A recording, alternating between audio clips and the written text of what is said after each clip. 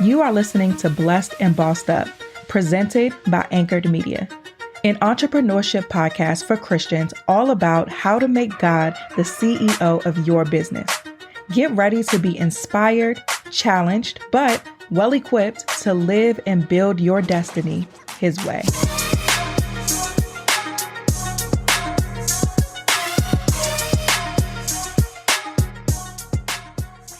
Hey guys, welcome to another episode of the Blessed and Bossed Up podcast. This is part 2 to last week's episode about creating predictability in your business. As entrepreneurs, business owners, predictability is wonderful. That's the risky side of starting your own business. When you work, you know for a fact, if you work a traditional 9 to 5, you know for a fact that every 2 weeks you're going to get paid, hopefully, depending on where you work. Hopefully every 2 weeks or twice a month, you can expect to get paid, whether you watch Netflix all day or you actually did your job or not. When you have your own business, it's really a you eat what you kill type of mentality, especially early on in the beginning as you're building. But a really important place to get to within your business is a level of predictability. You shouldn't be hustling forever. Like in the beginning, you got to do what you got to do, but you should be working towards a certain time where you know how much money you're making every month. You know what you can expect. You have a steady flow of leads coming in. You understand your conversion rate. So based on the leads that you have coming in, you can make a healthy and hopefully accurate guess on how many people you're going to close, which then can tell you how much money of new business you're going to have. Like there's a level of predictability that we all should be working towards as business owners, because even aside from the financial expectations, having that predictability also provides a great foundation for you to be able to scale, because then it's from that foundation you can make educated investments, you can make moves and things that is going to set you up to grow your business. On part 1, I was talking about things that you should consider as you plan for the predictability in your business. And I left off discussing diversifying your income, more specifically, the relationship or the importance of having a healthy blend of B2B, business to business, and B2C, business to consumer type of dealings. Now, another thing to consider as it relates to diversifying your revenue stream is having a good blend of active and passive income. Active income is money that you're actively working for. Passive income is money that you make in your sleep.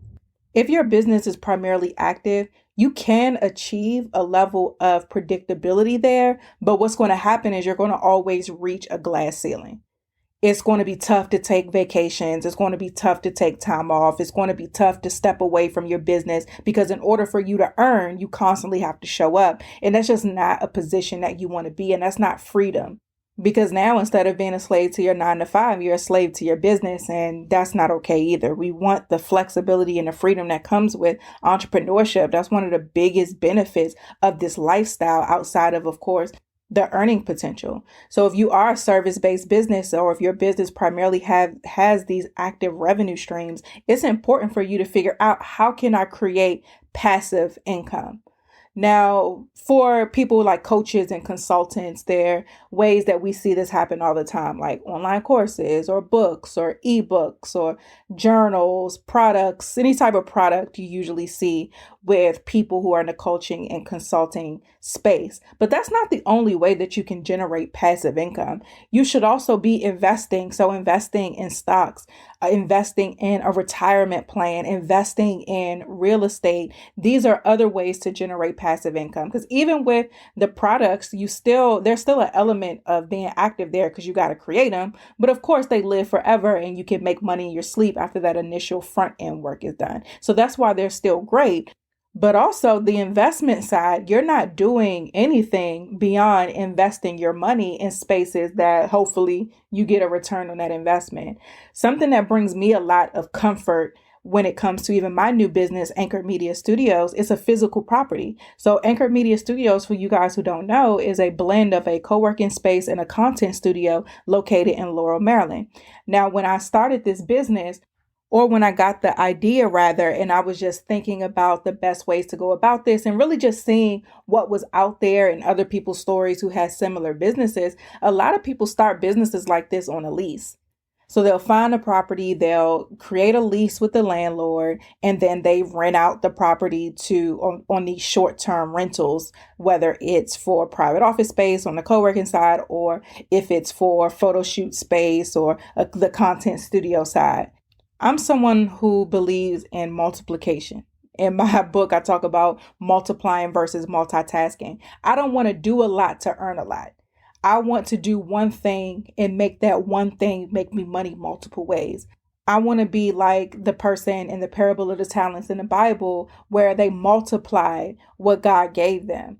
And that's my mindset, even in business. How can I multiply what I'm doing to where it's not just giving me a return on that one thing, but it's doing more than that? So with this new business and this new business idea, it made more sense to me to, instead of leasing something, to purchase something. Because worst case scenario, we sell it. It's real estate, right? It appreciates. Worst case scenario, I sell it and I'll get my investment back, versus worst case scenario, I default on this lease, or I'm stuck in this lease, my credit jacked up if I got to break the lease, and I get nothing out of it, right? Taking a risk on a physical property with a new business, worst case scenario, I get nothing from this but a headache and lost funds.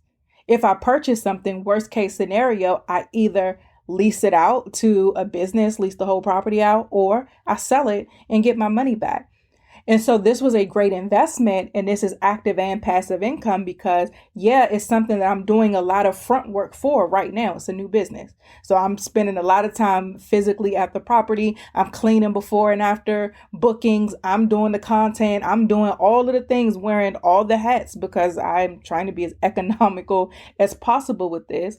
But at the same time, even as the property is there, it's continuing to appreciate in value. When we purchased the property before, we actually had tenants when we initially purchased it.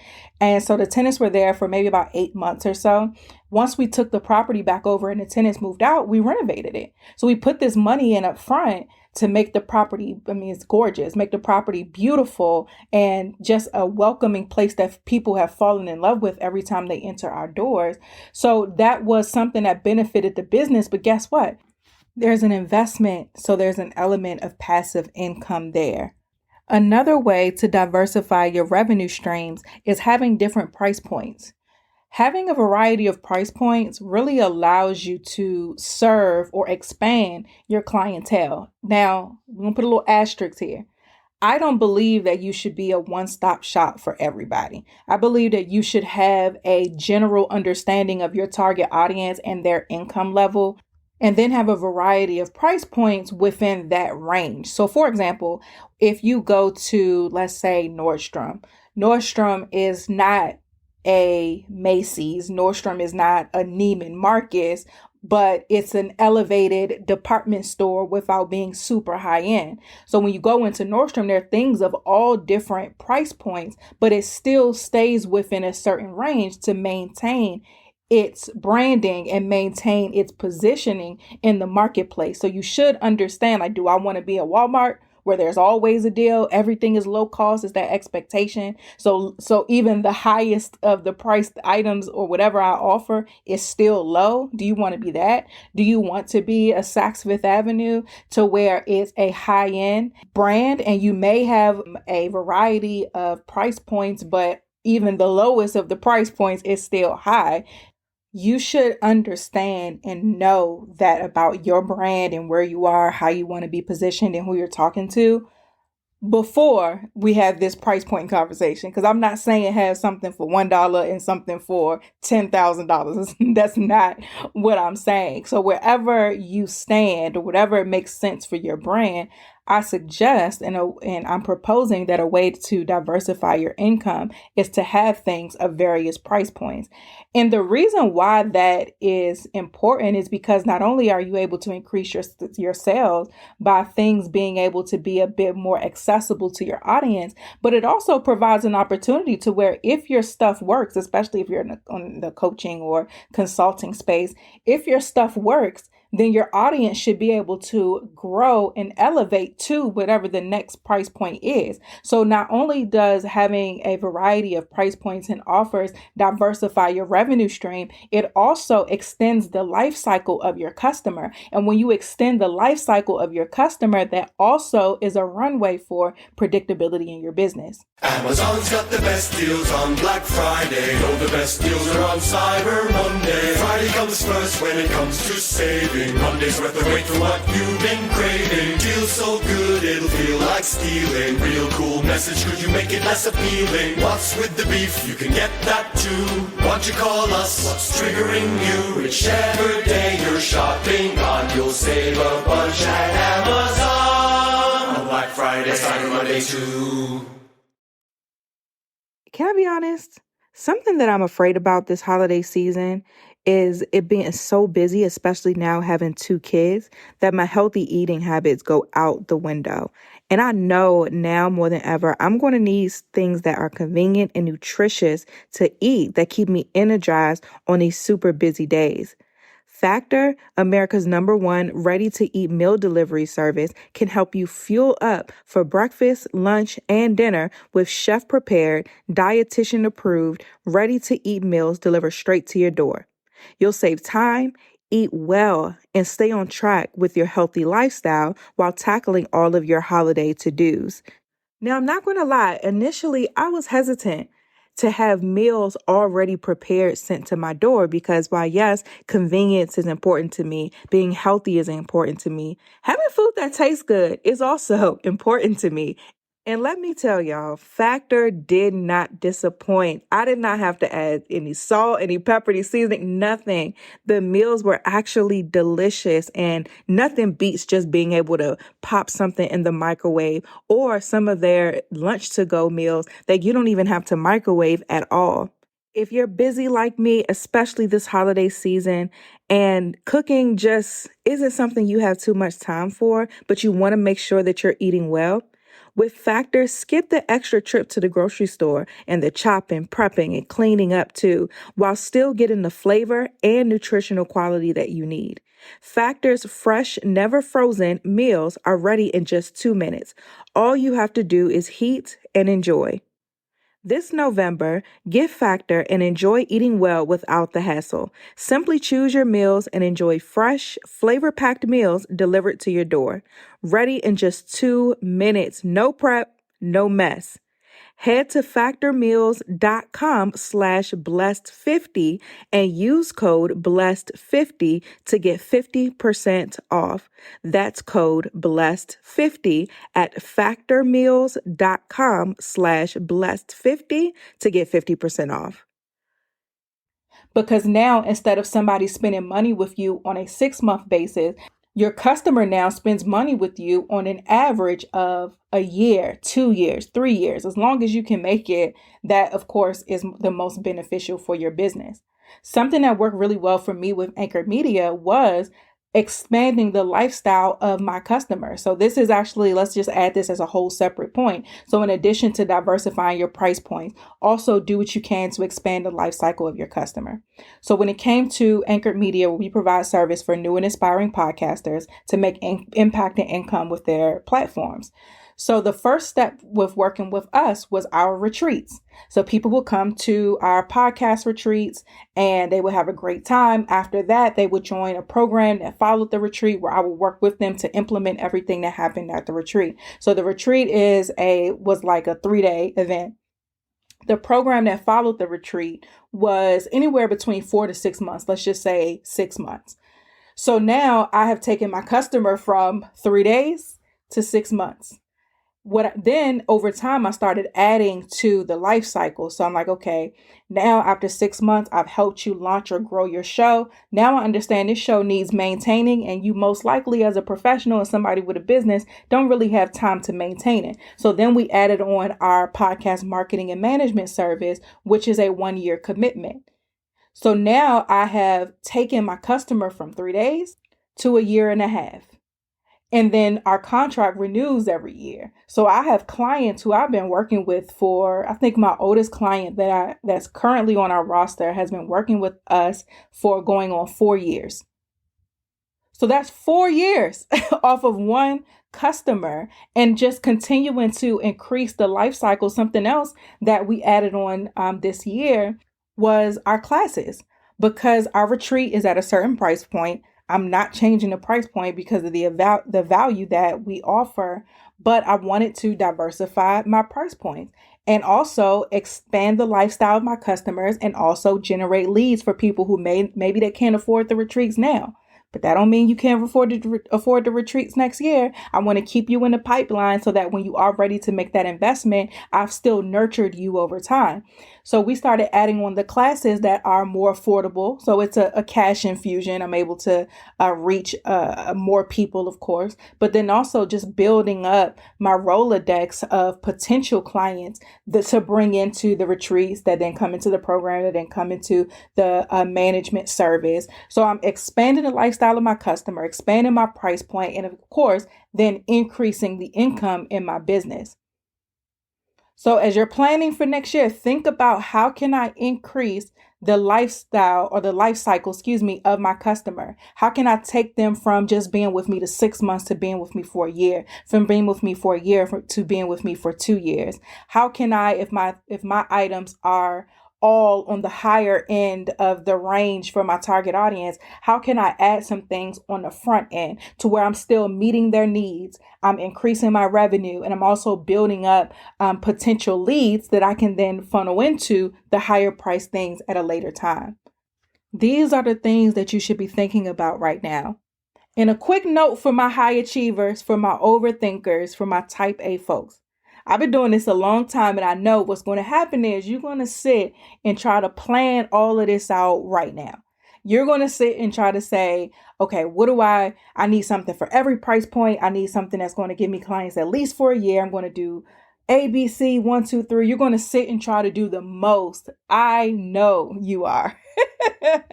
I see you, girl. You're going to sit and do the most. That's also not what I'm saying.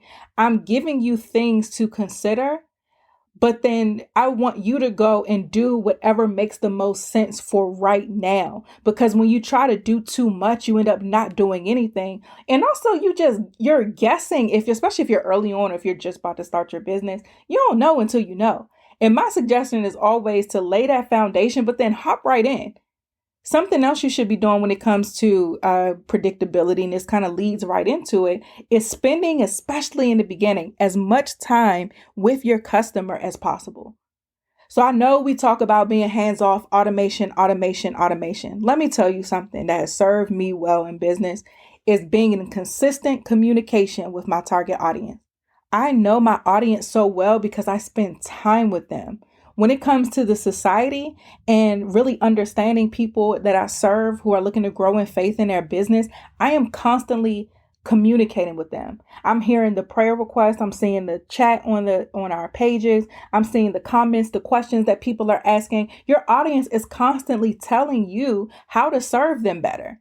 And so you should, as a service provider, as a business owner who is solving problems, you should constantly be listening and paying attention. When it came to this life cycle of the customer that I just told you about with Anchor Media, how we went from 3 days to over a year with the life cycle of our customer, this happened over time. I started out with just doing the events. And in doing the events, I realized, you have ingested a lot of information, but you're not sure how to then now go home and apply that information. So that is a problem that has presented itself that I can solve for you. As I started doing the group program that follows the retreat, I realized, y'all are doing it, but time is the issue. You working, you got a family, you're able to do what I tell you as it relates to how to grow your show, but you need that consistent support. And sometimes you need somebody else to do it for you because implementing it over time is just not working out well. That's a problem that I can solve. Let me take this off your hands and handle all of the podcasting related things for you. And all you have to do is talk, and you can just watch your platform grow. That was a problem that presented itself that I solved. Now, where the courses came in was our retreats and in-person events are a premium price. The podcast industry has grown significantly since I started offering podcasting services in 2019. So there are just a lot more alternatives. I had the benefit of being one of the first to market when we first started. So it was an easier sell. Not only was the economy different, but it was also an easier sell then because people just didn't have many places to go. But now with there being so much information and so much going on, people still want to work with me. But because there are so many different options, it's a bit harder to justify the cost. Okay, no problem. So let me still help you, but at a lower price point. And so the classes came about. So problems just present themselves that you can then solve, but you can't see the problems that are presenting themselves if you're not engulfed and really hands-on with what's going on. When it comes to the new business, Anchored Media Studios, I do most of the tours. I open the door and let people in and talk to folks most of the time before and after our bookings. I'm the one that's there face to face with folks because I want to hear not just your feedback when I ask, but I want to hear your conversations. I want to hear the aspects of the studio that stand out to you naturally. I want to see your facial expression change as you go through each room so that I can read what are the things that bring a reaction out of you. I want to hear you on the phone with your business partners as y'all are trying to decide if y'all want to book the space for an event. I want to hear how you then sell the space to them and what's standing out. Like, I want to hear these things because it's in these conversations and these natural interactions and me being attentive to my audience that I can then make adjustments to better serve them. And the more adjustments I make to better serve their communicated and uncommunicated needs, then the better I can be at being a service provider, at providing them space that's going to increase my revenue, that's going to allow me to connect with them better, which is going to make them tell other people about it and become advocates for the business, which of course in turn increases my predictability. So you want to be very involved, especially I say whether you're new or old and not old, but seasoned in your business, no matter what stage of business you're in. I think it's so important to be in consistent communication with your consumer. So those are the things to consider when diversifying your revenue: active versus passive. Last episode, we talked about business to business versus business to consumer, and then also your price points and staying connected with your customer.